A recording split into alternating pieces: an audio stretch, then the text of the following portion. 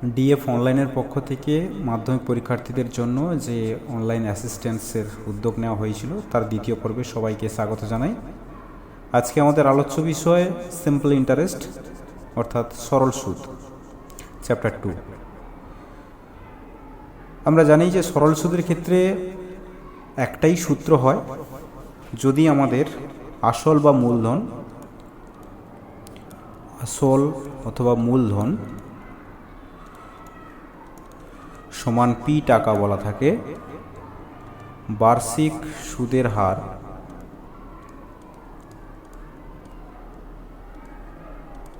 সমান যদি R% বলা থাকে এবং সময় সমান যদি আমাদের টি বছর বলা থাকে, তাহলে সরল সুদ অর্থাৎ মোট সুদ যাকে আই বা ইন্টারেস্ট আই দ্বারা ডিনোট করা হয়, I is equal to PRT/100। এবার আমাদের এই একটাই সূত্র অনুযায়ী আমাদের পুরো চ্যাপ্টারটা কমপ্লিট হবে। এই সূত্রে 4টে অজানা রাশি অর্থাৎ চলরাশি রয়েছে। বিভিন্ন প্রশ্নের ক্ষেত্রে আমাদের এই 4টের মধ্যে একটা চলরাশিকে নির্ণয় করার কথা বলবে, বাকি 3টে দেওয়া থাকবে কোনোভাবে। তো আমরা এই একটাই সূত্র মনে রাখবো এবং সেখানে যে 3টে চলরাশির মান দেওয়া আছে সেই 3টে বসিয়ে দেবো, তারপরে সমীকরণ সমাধানের মতো করে আমরা অপরটা নির্ণয় করার চেষ্টা করব। এবার এর সঙ্গে আর একটা অ্যাডিশনাল সূত্র হয়, সেটা হচ্ছে কিনা যদি বলে স্ববৃদ্ধি মূল অর্থাৎ সুদ প্লাস আসল, যাকে একসঙ্গে সুদাসলও বলা হয়। আবার এটাকে উল্টে অর্থাৎ স্ববৃদ্ধি মূল কথাটা উল্টে সমূল বৃদ্ধি বলা হয়। সমূল বৃদ্ধি অর্থাৎ সুদটাকে বোঝাচ্ছে, মূল অর্থাৎ মূলধনকে বোঝাচ্ছে, মানে কি দুটোকে একসঙ্গে বোঝাচ্ছে। সেক্ষেত্রে সেটা সমান কী হবে না, আসল প্লাস সুদ অর্থাৎ P+I অর্থাৎ P প্লাস সুদের সূত্র হচ্ছে PRT/100 সমান P যদি কমন নিই তাহলে 1 + RT/100। এটা হচ্ছে কি সুদ আসল বা স্ববৃদ্ধি মূলের সূত্র। জাস্ট এই দুটো সূত্র দিয়েই আমরা বিভিন্ন অঙ্ক সলভ করতে পারবো। আমরা কিছু MCQ প্রশ্নের এরপরে চলে আসব। প্রথমে বলেছে বার্ষিক 10% সরল সুদের হারে 6000 টাকা 4 মাসে সুদে আসলে কত হবে। এই সময়টাকে কিন্তু বছরে প্রকাশ করতে হবে। সূত্র কি বলে না, মোট সুদ আই ইজ ইকুয়াল টু কত বলছে না, PRT/100 অর্থাৎ P এক্ষেত্রে আমাদের 6000, আর এর মান হচ্ছে 10, টির মান কিন্তু আমাদের 4 মাস দেওয়া হয়েছে, 4 মাস তো হবে না, 4/12 বছর হবে, তাই আমরা নিচে 12 লিখছি, বাই 100 তাই নিচে 100 থাকলো। এবার কাটাকুটি করে দাও, 4 × 3 = 12, 3 × 2 = 6, 60, 20 তে 60। তাহলে আমাদের উত্তর আসছে কত না 200, অর্থাৎ সুদ আসছে 200। তাহলে ছিল 6000, হবে কত 6200। এবার এটাকে স্ববৃদ্ধি মূলের সূত্র দিয়েও হিসেব করা যায় সরাসরি। কেমন সেটা না, বলে যে সুদে আসলে কত হবে, তাহলে সুদে আসলে সূত্র কি 6000 P × 1 + R × T মানে হচ্ছে 4/12 × 100। এটা টোটাল আমরা যদি হিসেব করি তাহলে 0 0 এখানে কেটে যাচ্ছে, 4 × 3 = 12, অর্থাৎ 1 + 1 = 30, তার মানে হচ্ছে 31/30, অর্থাৎ 6000 × 31/30। কাটাকাটি করে দাও, 30 × 2 = 60, 200 হবে কত 6200, 6200 টাকা। এভাবেও করা যেতে পারে যে কোনো একটা নিয়মে। পরের প্রশ্ন বলছে 5% সরল সুদের হারে কত বছরে 6000 টাকা সুদে মূলে 9000 টাকা হবে। এটা আমরা সুদে মূলের সূত্র দিয়েও করতে পারি বা সুদে আসলের সূত্র দিয়েও করতে পারি, অথবা এটা এখান থেকে আমরা সুদটা বার করে নিয়ে শুধু সুদের সূত্র দিয়ে করতে পারি। দেখো 6000 টাকা সুদে মূলে হয়েছে 9000 টাকা, তাহলে সুদ হবে কত 3000 টাকা।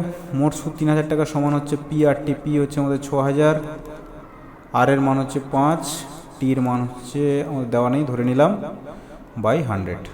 তাহলে টি সমান কত হচ্ছে না 3000 × 100/6000 × 5।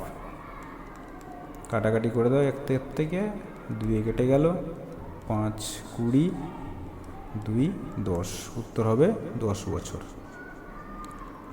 এটাকে সবৃদ্ধিমূল বা সুদে মূলে বা সুদাসলের সূত্র দিয়েও করা যেতে পারত। এবার বলছি বার্ষিক 10% সরল সুদের হারে এ টাকার বি মাসের সুদ কত? সুদ হিসেব করতে চাইছে PRT/100। তাহলে এক্ষেত্রে পির মান হচ্ছে কত? এ। আর এর মান হচ্ছে 10। টির মান বলছে বি মাস, অর্থাৎ B/12 বছর। তাহলে নিচে থাকবে 12 × 100, এটাই হবে মোট সুদ। তার মধ্যে এটা কেটে গেল, কারণ কত হবে? AB/120। AB/120, option B. পরের প্রশ্ন বলছে 1600 টাকার 3 বছর 9 মাসের বার্ষিক এত % সরল সুদের হারে সবৃদ্ধিমূল কত হবে? সবৃদ্ধিমূল বলেছে। এখানে তুমি সুদ হিসেব করে তার সঙ্গে আসল যোগ করে লিখতে পারো, অথবা সরাসরি সবৃদ্ধিমূলের সূত্র বসিয়ে হিসেব করতে পারো। আমরা যদি সরাসরি করি তাহলে সেক্ষেত্রে কী হচ্ছে দেখা যাক।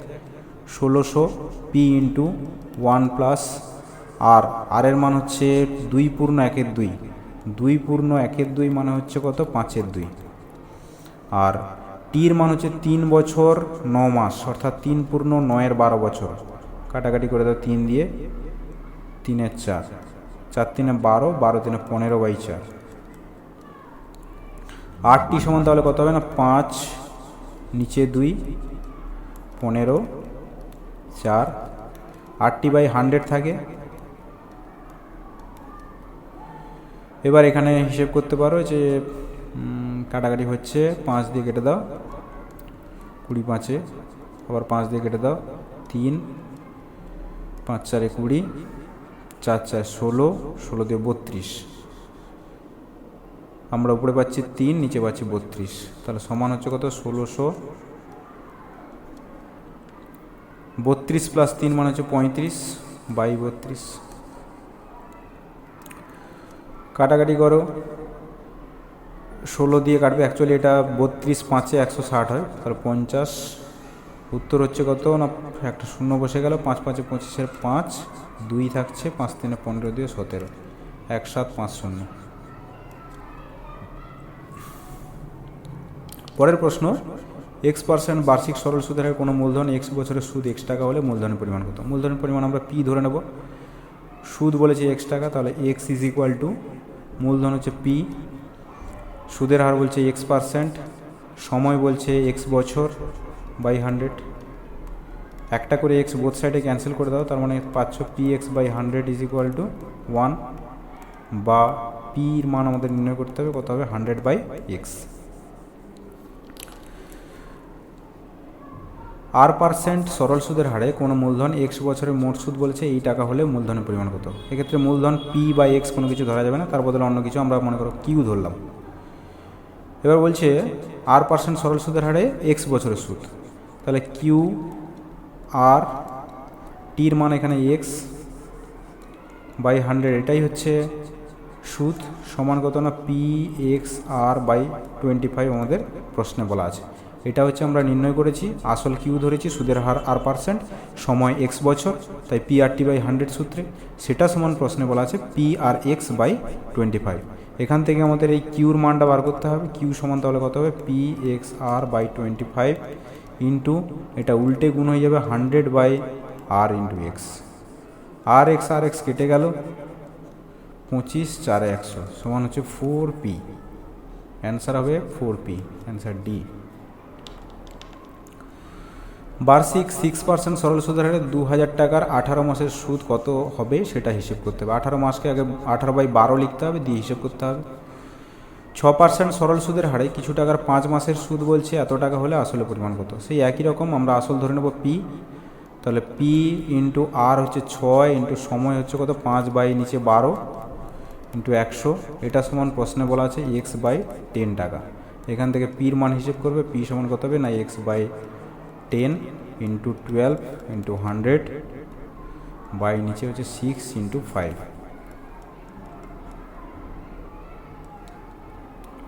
শূন্য কেটে গেল, 5 দিয়ে 10, তাহলে এখানে একটা 2, এখানে একটা 2, আর X সমান হচ্ছে 4X।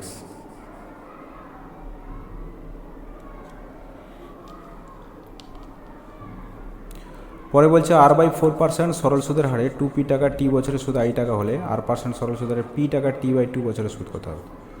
বেশ, প্রথমে বলছে কি সুদ আই টাকা, তাহলে আই ইজ ইকুয়াল টু কত বলেছে 2p টাকার r/4, সরাসরি আমরা 4 নিচে লিখব, পার্সেন্ট হারে কত বছরের, টি বছরের বলছে, বাই 100। এই টাকাটা সমান বলছে কত আই, এটাকে যদি একটু সিম্পলিফাই করে কত হবে পি আর টি বাই 2 যদি কাটাকাটি করে দিই বাই 200 সমান হচ্ছে আই। এবারে দ্বিতীয় ক্ষেত্রে আসি, বলেছে সুদ হবে কত টাকার না পি টাকার আর পার্সেন্ট হারে, তাহলে পি আর টি/2 বছর, টি/2 বছর ইন্টু 100। এবার বলছে এই মানটা কত হবে। এক্ষেত্রে দেখো পি আর টি/200, এটা সমান অ্যাকচুয়ালি সেই পি আর টি/200 হচ্ছে,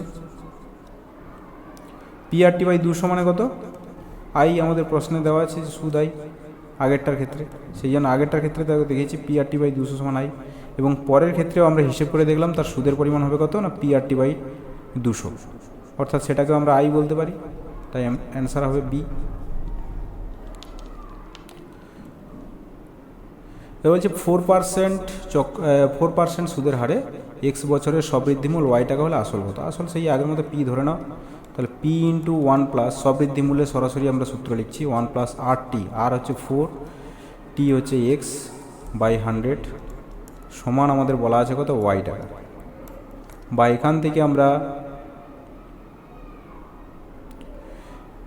পির মান পাবো, তার আগে ক্যালকুলেশন করে নিই, তাহলে 100 + 4x বাই 100 সমান ওয়াই, বা এখান থেকে আমরা পি সমান পাচ্ছি, এই অংশটা ওদিকে গুণ হয়ে যাবে, তার মানে হবে 100y বাই 100 + 4x।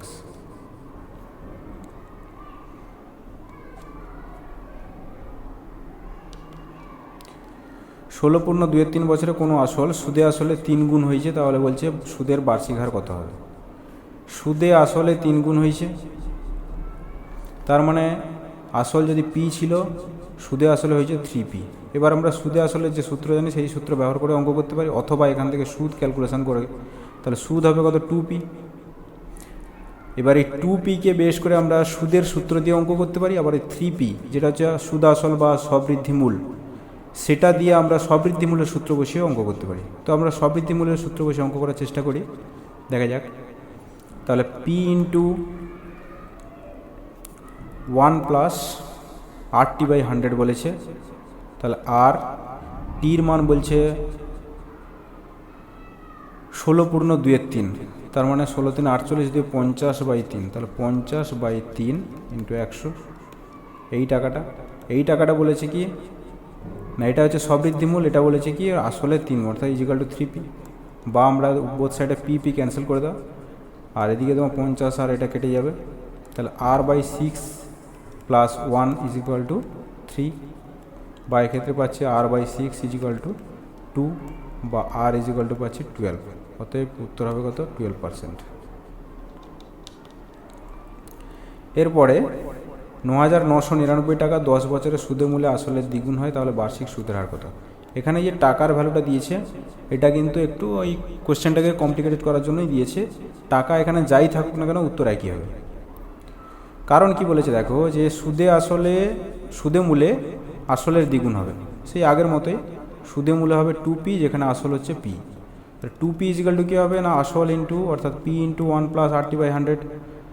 আর এর মান হচ্ছে জানা নেই, আমরা ধরে নেব আর, টির মান হচ্ছে 10/100,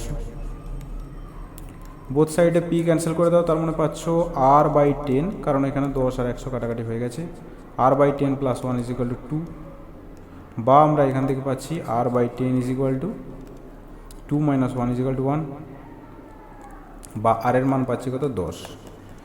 এখানে দেখো পি এবং পি বোথ সাইড ক্যান্সেল হয়ে গেল, তাই পির মান 9,999 থাক, কি আরও তার 10 গুণ মান থাক, কোনো অসুবিধা নেই। প্রত্যেক ক্ষেত্রে বাদ বাকি আর যে ডাটাগুলো যদি একই থাকে তাহলে উত্তর কিন্তু 10 আসবে। এই পর্বের আলোচনা এখানেই সমাপ্ত করছি। নেক্সট পর্বে আরও কিছু শর্ট কোশ্চেন নিয়ে আমরা দ্রুত আলোচনা করব।